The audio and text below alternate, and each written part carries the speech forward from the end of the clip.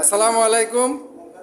প্রতি বছরের ন্যায় আলী আজম উচ্চ বিদ্যালয়ের 89 ব্যাচের বন্ধুরা আমরা সবাই শেষ রমজানে ইফতারে মাহফিলের আয়োজন করি এবং আজকে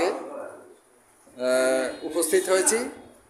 আমাদের বন্ধুরা সবাই এসে গেছে। এই যে মাত্র ওবায়েদ প্রবেশ করলো, লিটন চৌধুরী, মিস্টার ওবায়েদ, মামুন, আমাদের তসলিম কাকা, এ আমার কাকা কিন্তু যদিও ক্লাসমেট হয়, জালাল আহমেদ, তারপরে ইকবাল বাহার চৌধুরী, না ইকবাল হোসেন চৌধুরী, শামীম আহমেদ কাজী, কাজী শামীম আহমেদ,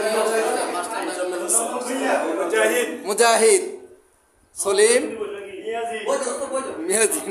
নুর নবী, তারপরে আমাদের শাহিন মজুমদার, অ্যাডভোকেট শাহিন, হ্যাঁ উনি হচ্ছেন অ্যাডভোকেট শাহিন, মামুন চৌধুরী, জিয়াউল আহসান,